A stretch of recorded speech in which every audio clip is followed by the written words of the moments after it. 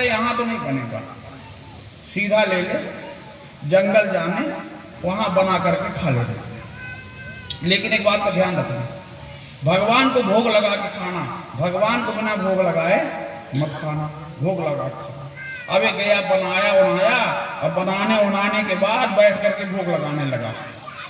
राजा राम आइए, प्रभु राम आइए, मेरे भोजन का भोग लगाइए। राजा राम आइए, प्रभु राम आइए, मेरे भोजन का भोग लगाइए। भूल करोगे यदि तज दोगे, भोजन रूपे भूखे। भूल करोगे यदि तज दोगे, भोजन रूपे सूखे। एकादशी आज मंदिर में बैठे रहोगे भूखे। राजा राम आइए, प्रभु राम आइए, मेरे भोजन का भोग लगाइए। राजा राम आइए, प्रभु राम आइए, मेरे भोजन का भोग लगाइए। जब इसने इस प्रकार से बहुत देर तक करता रहा, भगवान आ गए। लेकिन आए तो क्या आए, सीता समारोपित वाम भागा। वाम भाग में जानकी जी भी थी, तो उसने कहा कि हमारे गुरु जी ने तो कहा था कि एक आएगा, तो मैंने चलो एक को थोड़ा बहुत अपना हिस्सा दे देता, लेकिन यहाँ तो दो आ गए और भोजन मैंने अपने हिसाब से बनाया हूँ, अब आ गए हो दो तो चला खा लो, हो गया।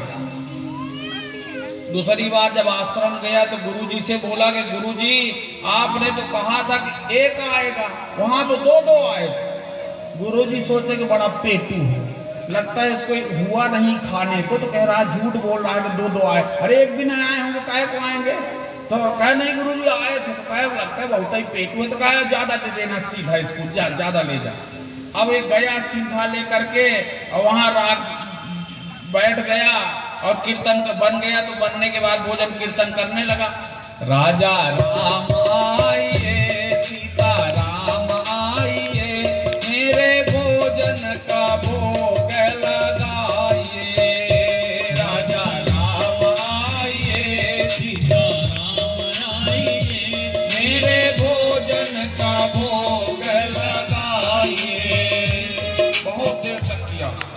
जब कीर्तन किया तो क्या हुआ वहां, राम वाम दिशि जानकी, लखन दाहिनी ओर। तीन कहे दादा दो आए थे चल जाता, अब दो आदमी के भोजन में तीन, ये तो अन्याय है भाई। पर अब आ गए हो तो चलो खा लो, पर इस बार बता दो कितने आओ। अरे बोले लगेगा जितना आ जाए। और वो क्या कहा, गुरुजी इस बार तो 3 आए। गुरुजी ने सोचा कि कुछ ज्यादा ही पेटू है, तो गुरुजी ने कहे कि काम करो इसको ज्यादा सीधा दे दो। अब ये सीधा लेकर के गया, फिर वहां पहुंचा और भोजन बनाने के बाद बैठ विपिन में भक्त ने, अकीन्ही प्रेम पुकार, तब क्षण में प्रगति वहाँ, दिव्य प्रभु दरबार। राम जी, लखन जी, भरत जी, शत्रुघ्न जी, हनुमान जी, कहने लगा कभी तो आदमी भर आते थे, 15 भी ले आए। हमें अब नहीं बनाना है, हम ठेका नहीं ले लिया है इतने आदमियों को, लगे तो बनाओ खाओ, जो सीधा रखा है हमें भी खिलाओ। सबने बनाए खाए, हनुमान जी ने पोछा किए, जानकी जी बनाए, लखन पानी लाए, बड़ा लकड़ी लाए, बनाए उनाए। गया कहा गुरुजी इस बार तो कमाल ही हो गया, 4-5 आए थे और एक 15 भी आया था। गुरुजी ने कहा कि अब तो झूठ की हद ही कर दिया, तो बोले कि इस बार मैं भी चलूंगा। तो कहा चलो, गुरुजी को लेके गया और जब भोजन बन गया, और भोजन बनने के बाद भगवान को कहा कि भोग लगाया और कहने लगा, राजा राम आइए, प्रभु राम आइए, मेरे भोजन का भोग लगाइए। राजा राम आइए, प्रभु राम आइए,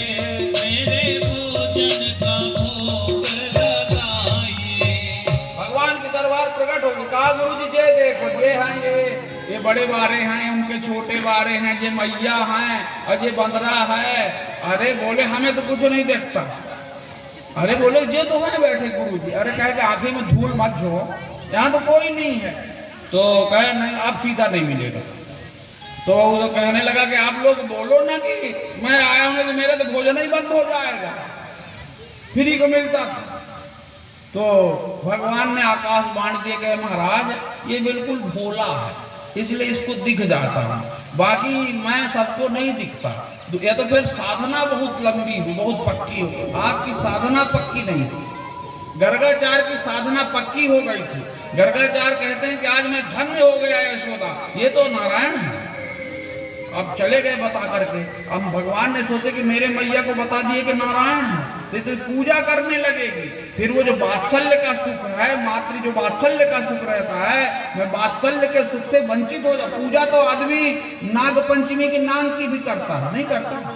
अब पूजा के बाद निकर पड़े था,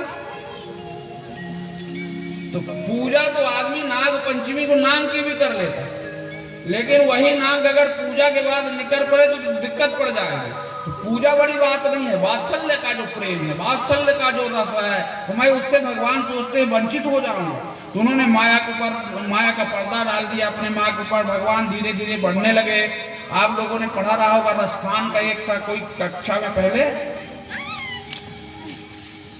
धूल भरे अति शोभित श्याम जो तैसी बनी सिर सुंदर चोटी, खेलत खात फिरय गना पग पैदनि बाजत पीर कछौटी, वा छवि को रस खान बिलोकत भारत काम कला निधि कोटि, अकाग के भाग कहाँ कहिए हरि हाथ से ले गयो माखन रोटी। तो पहले था ना तो धीरे धीरे भगवान बड़े हुए, थोड़ी और भगवान जब बड़े हुए, भगवान के एक सखा था मधुमंगल।